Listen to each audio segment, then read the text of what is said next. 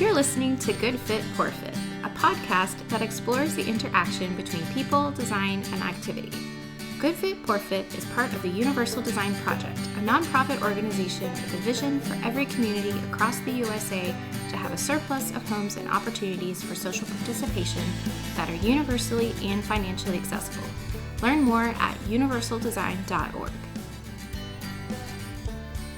Welcome to another episode of Good Fit, Poor Fit. If you recognized a different voice signing that intro, then you'd be correct. This is Rachel Melvin. We've met in a few podcasts. I'm an OT student who's interning with the Universal Design Project for the fall semester. Today, I'm here with Sarah, and we're going to discuss a concept that I'm coining as learned creativity in another episode of our Candid Conversation series. Learned creativity is the only option left when you've exhausted all other options. So much of our world is built without accessibility in mind, and our homes are no exception. With all the activities we do in our homes, it is almost inevitable to find yourself in a poor fit situation. But this doesn't have to be a negative. These opportunities allow room to get creative and to make a good fit when there is no available or maybe even affordable option. Exactly. Learned creativity is really as simple as making something on your own to meet a need when there isn't a product option out on the market. This reminds me of a family I met when I was once doing a home evaluation. The gentleman only had one walker at his house and he needed it upstairs and downstairs. So, what did he do? He created a little pulley system in which he was able to hook his walker on some ropes at the bottom of the steps, walk up the steps using the handrails, and pull his walker from the first floor once he reached the second. I love stories like this, and honestly, this type of creativity is in the wheelhouse of occupational therapists. We're constantly trying to think outside the box to help get people to use their spaces with more independence, even if it means trying to create something different or spur on some ideas for new product creations in the mass market, like the magnetic zipper we talked about in episode number 44, Invisible Design. And of course, people who live with a disability and their caregivers are great at this learned creativity too. They are constantly faced with a world that is not welcoming to their needs and trying to work around things to make things better fit. So, of course, our knowledgeable design advisors help share their experiences for this episode. They get candid regarding some of the creative options that they have made or they had someone design for them to make their tasks easier within their homes. Their learned creativity really helped us understand how a poor fit home impacts their daily activities. That's right. I imagine that the process of trialing different options to figure out what works can be frustrating. We recognize that there are different ways people perform their daily tasks. That's why the Universal Design Project aims to make our designs as flexible as possible. The home environment is only one piece in the puzzle, so it's not going to be able to provide support 100%. But if the design is flexible, it gives people the ability to add in additional products to complete their occupation successfully. When living in a home that may be a poor fit, it's possible that people try out several options to safely and independently complete their occupations. A lot of thought and application gets put into figuring out what works. I think it's important to note that even though the examples of creativity in this podcast are wonderful, we can't help but think about the time, effort, and headaches that could be saved if things were designed well from the start. So, with all that said, let's chat about some of the examples of learned creativity shared by our design advisors. Okay, I'll go first because Scott and I have done some trial and error regarding products in our time. My husband actually was with some OT students in brainstorming how to create a leash for him to walk a dog.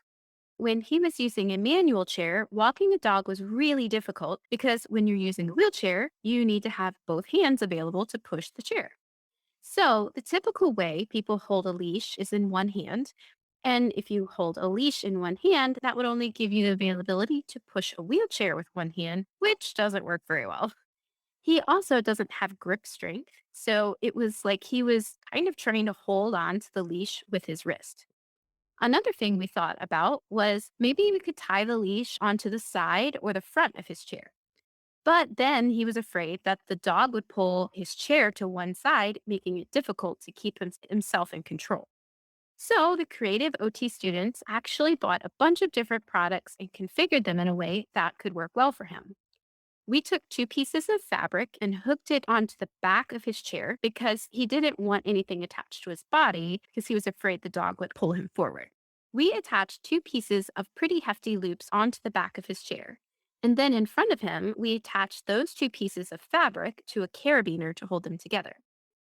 Then we bought a leash that was one of the ones you can actually wrap around your body to be hands free when running, and used that loop that's typically for the body as a way to slip the leash over the dog's head because my husband couldn't operate those traditional metal fasteners of a leash to put on a collar. Then we hooked the traditional metal part of that leash to the carabiner. So after all of that, the dog was actually able to walk without the leash hitting my husband's knees, and he was able to slide the leash over the dog's neck to make it easier to walk the dog. So the dog wasn't pulling him in one direction or another. This sounds a little complicated. I actually have a YouTube video in the show notes for you to look at. So we didn't make anything new, but made something new with other materials, if that makes sense. So it worked really well. It sounds like quite a lot of thought was put into making that leash so Scott could walk the dog in a way that was most efficient and comfortable for him. This really highlights the benefit of working with OTs. We're able to look at things from multiple angles through what the profession refers to as activity analysis. In your example, Sarah, the activity analysis was completed by breaking down the task of walking a dog into very specific increments. This opens up the opportunity to address issues like how long the leash should be, where to situate the leash, how to attach the leash, and other details as well. But you get the picture. Another design advisor, Chris, also mentioned that he had a chance to collaborate with a class of OT students as well. Two devices that I have that were designed jointly with a OT class. This one that allows me to carry a closed cup on my crutch, basically a bicycle bottle holder that's been modified to use on my crutch. And the other device that I have is this modified grabber that has this blue tong attached to it that allows me to get cereal boxes or a can or whatever off an upper shelf in our pantry. The nice thing about it is this supports the bottom of the cereal box nicely. So, in case you lose a grip or whatever, you don't have to grip so hard to keep from spilling the cereal onto the floor. I love hearing all of these examples and the collaboration with OT students. Yes, these situations are really great practice for OT students to meet people with disabilities and help problem solve ways they can be independent, especially when there isn't something that fully works well out on the mass market. Teaching these skills in the classroom gives students more confidence to be creative and think outside the box when it's time for them to work with real patients on their fieldwork and when they're professionals. I agree. This concept is actually very similar to a prompt given to me and my classmates for an assistive technology course. We connected to people in the community who have a disability and collaborated with them on creating something that would be of use to them. I think the idea was for new fabrication, but it turned out that all of my classmates ended up taking an item and reconfiguring it in a way that worked best. Actually, this turned out to be the most common approach to learned creativity. Rather than inventing something completely new, most solutions prove to be the modification or adaptation of pre existing products. Much like what we see with homes, it sounded like our design advisors were close to finding a good fit, but had to put in a little extra effort to make sure it was just right for them and their needs. Design advisor and OT Larissa shared her experiences as it directly relates to the needs of her clients. Created something like from thin air because I'm not that creative, but I have made some adjustments or adaptations to make things easier for patients. I just was creative on how to address the patient's needs. I think that totally works. It also suggests that there are already a lot of available products and devices out there that address the need for accessibility. But it's important to be curious, so we have to ask ourselves, why do these products exist in the first place? Well, because the world we live in is not built to be very accessible, leaving people with no choice but to intervene with products after the design has already been implemented. Design advisor Mike said, quote, I have worked on a variety of solutions for people with significant functional mobility and functional reach impairments. It really depends on the individual in question and how their environment is not accommodating them in that particular case. It's more of an inclusive design specified to one person than a universal design intended for a wider audience. Unquote. I loved this, and it reminded me so much of how OTs approach their intervention, which is a very person or client centered approach. Yet we know that universal design is for all persons.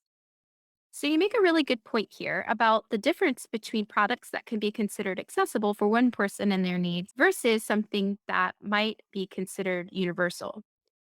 Most often, people's needs are so unique that accessible things need to be made or developed for them to do tasks independently.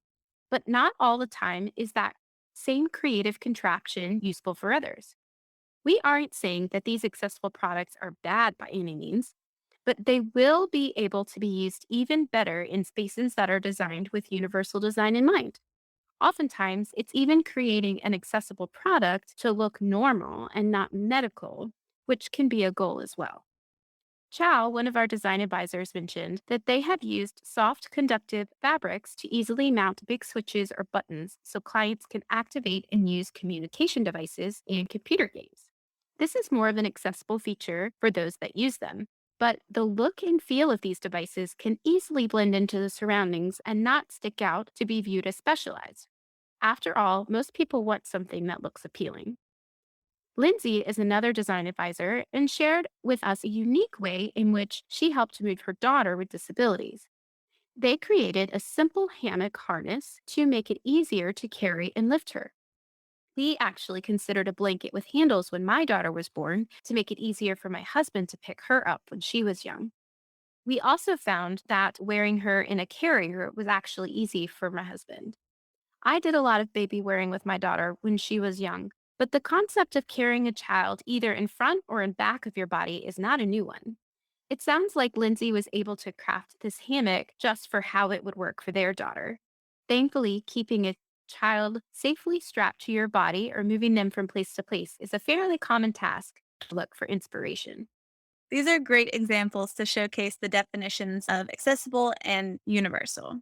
Let's be clear. Though the terms accessible and universal serve a similar purpose, they are not the same.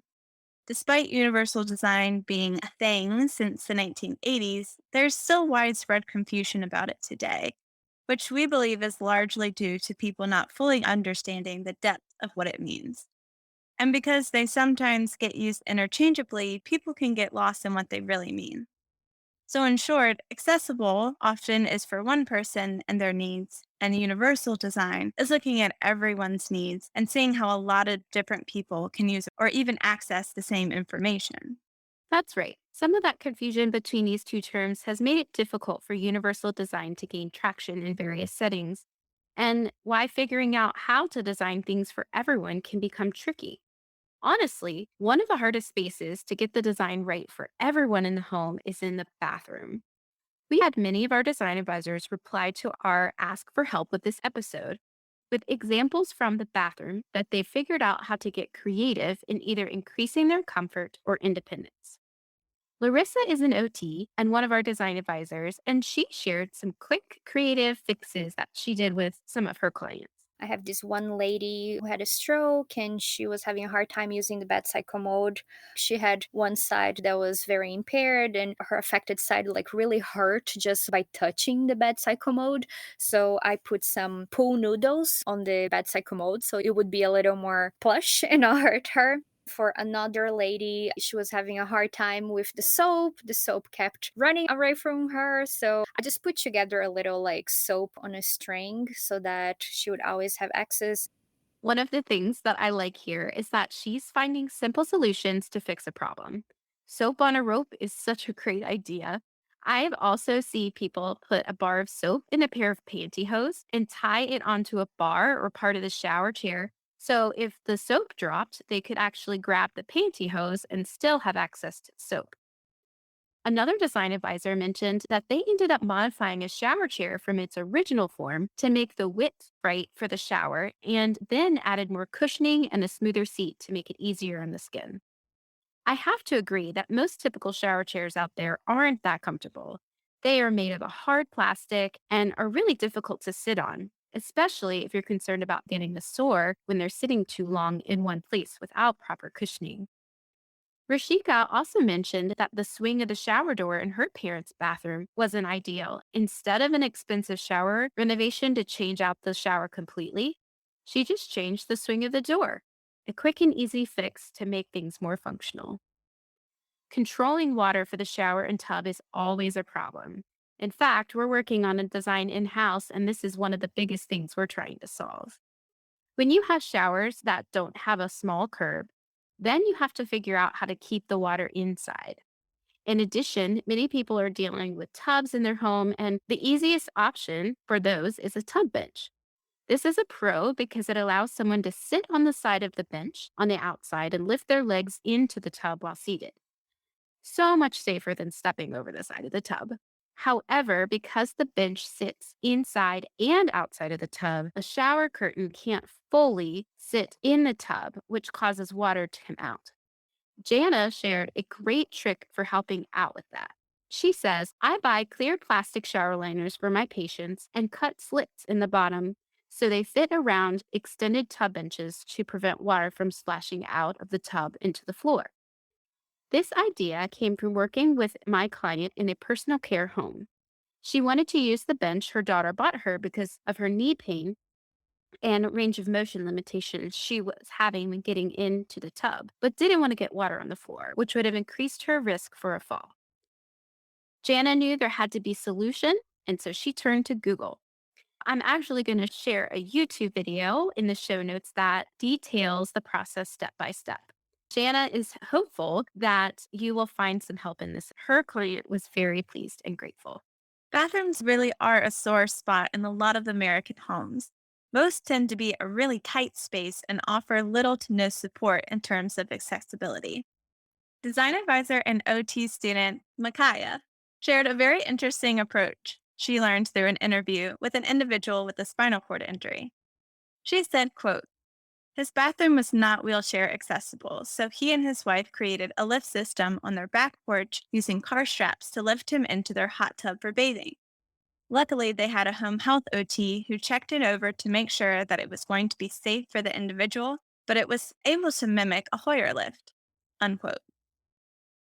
This just about blew my mind. I don't know if I would have ever thought about bathing in a hot tub, though younger Rachel probably begged to do this during family vacations. This unconventional idea may not be for everyone, but it worked for this family. Right? What a creative way to get clean. I also had a patient who would book a room at a hotel every once in a while, and it wasn't for a getaway. It was basically to get a shower because the bathroom that they used in their house was upstairs and he couldn't get upstairs.